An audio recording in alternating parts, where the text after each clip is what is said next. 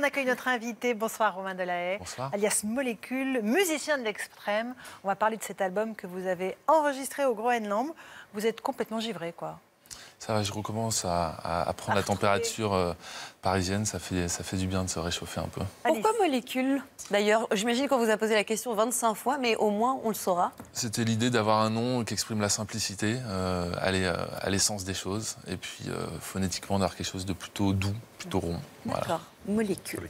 Après plusieurs albums en studio, vous avez donc décidé d'enregistrer vos 2 derniers albums dans des conditions extrêmes, en partant dans des paysages lointains et en enregistrant les sons que vous trouvez sur place pour ensuite créer de la musique. Alors il y a 3 ans, plus de 3 ans d'ailleurs même, c'était il y a 5 ans, c'est ça? 2013. Ouais, c'était sur un chalutier en mer du Nord où là vous êtes pris 3 tempêtes, des vagues de 20 mètres, enfin c'était conditions extrêmes. Et cette fois, vous partez au Groenland, vous êtes parti aux côtés des Inuits pour cet album qui s'appelle -22 degrés 7.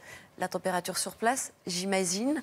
Pourquoi cette envie de partir et de sortir, alors qu'on imagine plutôt que la création électro, c'est quelque chose en studio, avec des boutons qu'on touche dans un cocon fermé? Ça a été ça pendant pas mal d'années pour moi. J'ai fait plusieurs albums.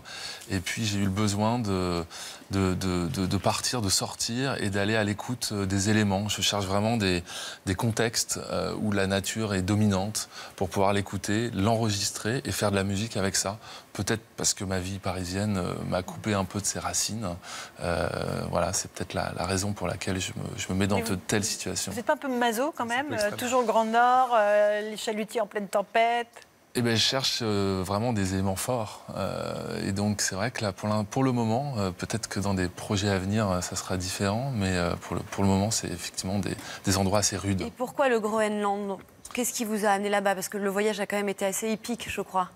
Eh ben, j'avais envie de travailler sur le silence. Après ma campagne de pêche au son en Atlantique Nord, c'est un univers très bruyant avec des volumes très très forts. Et j'avais envie de travailler autour du silence. Et du coup, ces images de banquise, de désert blanc m'ont tout de suite attiré. Et le silence en musique, c'est quand même assez... C'est très important, le silence en musique. Mais on peut le remplir. C'est un bruit. Et le silence n'existe pas vraiment. Voilà. Le silence, c'est l'écoute. C'est aussi ce que j'essaye de mettre en avant dans mon projet. C'est être à l'écoute et remettre ce sens un peu au centre. Voilà. Il y a un côté un peu militant même actuellement, de prendre le temps aussi. C'est voilà, écouter la nature, écouter les éléments et puis travailler après sur une musique assez sensorielle. Et on va écouter ce que ça dit. Voilà.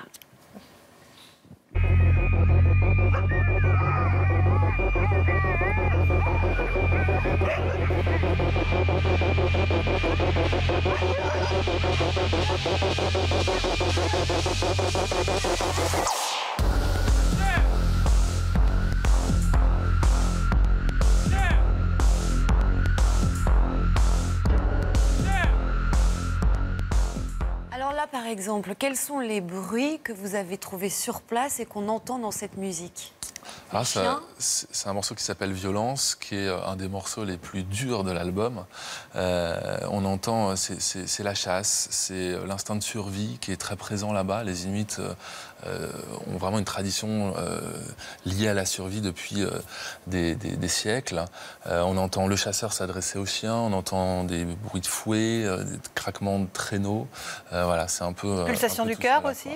Il y a les pulsations, le souffle, on entend le souffle aussi des chiens. Alors après, moi je fais pas de la musique concrète, c'est-à-dire que l'idée c'est d'enregistrer ces sons-là, mais vraiment de les sculpter avec les fréquences pour en retirer une sorte de moelle musicale. Et je rajoute par-dessus ça mes instruments.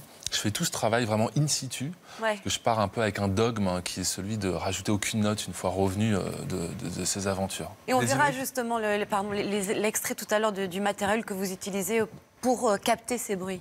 Et les Inuits, ils ont compris votre démarche? Comment vous faites justement quand vous arrivez là-bas? Ils se disent bonjour, qu'est-ce que vous venez faire? Alors les Inuits, tout comme les marins, ils sourient souvent, mais ils ont été très sensibles au fait qu'un musicien vienne écouter leur environnement. C'est une sorte de témoignage aussi de leur histoire. Il faut savoir que cet environnement, il est esthétique dans les paysages, mais il est aussi sonore et il est en train de se transformer aussi. Ce que je dis souvent depuis mon retour, c'est que le réchauffement climatique se voit là-bas plus qu'ailleurs et surtout il s'entend. Il s'entend avec les craquements de la glace en permanence. Les craquements de la banquise, ça crée aussi des conditions de déplacement assez périlleuses. Je me souviens notamment du premier soir pour rejoindre ce petit village avec tous mes instruments sur le traîneau où on avait vraiment peur de passer à travers la banquise. Ouais. Qu'est-ce qui fait le plus de bruit, les éléments naturels ou l'humain? Alors là, c'était les enfants qui donnent beaucoup de vie à ce village et les chiens. C'est un village où il y a 80 habitants et 300 chiens de traîneau, pour vous montrer un peu un rapport. D'accord. On va regarder justement comment vous travaillez et comment se déroulait finalement l'une de vos journées pour aller capter ces bruits.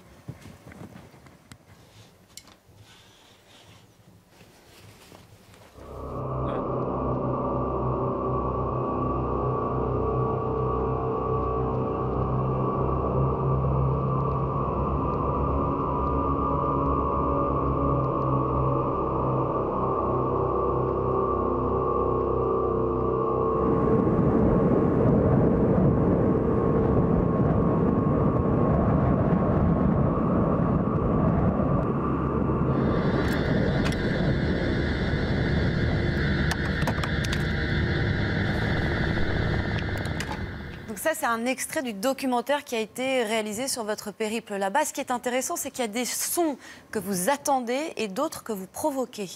Oui, tout à fait. Je vois un peu, je prends le temps de voir un peu l'environnement. J'essaye des choses. Là, en l'occurrence, avec les stalactiques, c'est un son assez incisif. Il me manquait des sons comme ça, un peu percussifs aussi. Donc voilà, je mélange un peu tout. Vous avez fait des percussions avec les stalactites, c'est ça? Non, là, par exemple, on voit à l'image, je les craque, j'enregistre en même temps à la fois le craquement, la chute du stalactique. Voilà, je fais ma petite cuisine. Mais c'est ça. Est-ce que ce sont en fait les bruits qui créent la musique ou vous qui mettez de la musique dans ces bruits? C'est une bonne question.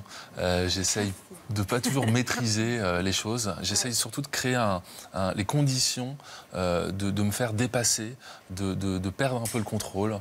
C'est quelque chose d'assez important dans la création. Je pense à un moment de plus trop savoir où on va.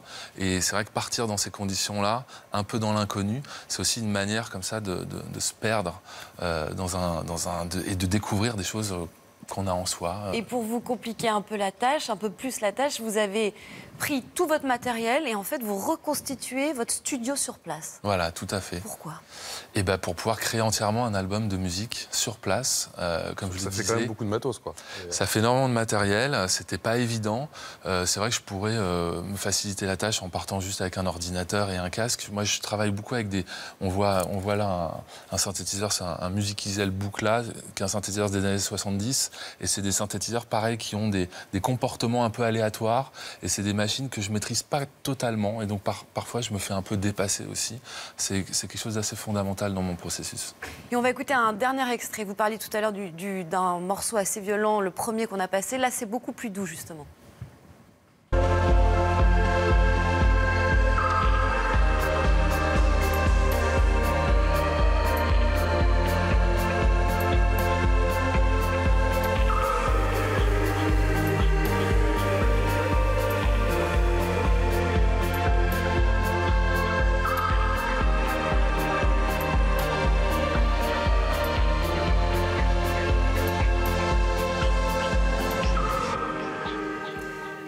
Là, on a un peu plus de mal à percevoir les sons que vous avez pu capter sur place. Est-ce que vous pouvez comprendre que certains puissent se dire il se fout un peu de nous, en fait. Il est allé faire sa petite cuisine là-bas et en fait, il nous raconte un peu des bobards. Alors, il faudrait écouter aussi l'intro de ce morceau. C'est un morceau qui s'est composé à partir de craquements d'iceberg et de chocs de plaques de banquise. Donc, c'est vraiment quelque chose en filigrane au début qui se met en place.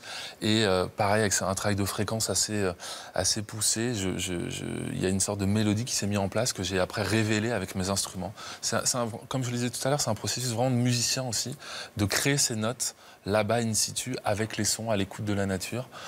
Sila, d'ailleurs, en groenlandais, veut dire nature, esprit, qui est quelque chose qui est très important dans la culture inuite. Un dernier mot sur les victoires de la musique qui ont eu lieu récemment. Dominique Delcan, qui est une figure de l'électro française, précurseur de la French Touch, a gagné sa première victoire de la musique après 11 albums et 30 ans de carrière. Pourquoi est-ce qu'on a du mal à considérer davantage nos artistes électro en France? Ils cartonnent dans le monde entier, mais on a l'impression qu'en France, personne ne les connaît et personne n'y prête attention, non? Vous avez le sentiment ou pas? Non, moi j'ai pas ce sentiment. Je joue un peu partout en France, en Europe, à travers le monde, et j'ai souvent un accueil très chaleureux. C'est bien aussi parfois d'être un peu caché. Hein. Alors, donc il y aura une scène, il y aura... Oui, le 8 quelque mars chose, à l'Élysée-Montmartre. Le 8 mars à l'Élysée-Montmartre avec un livre qui sortira aussi dans les mois qui viennent. Voilà, premier concert avec des images, tout un concept interactif entre performance et Merci musique. beaucoup.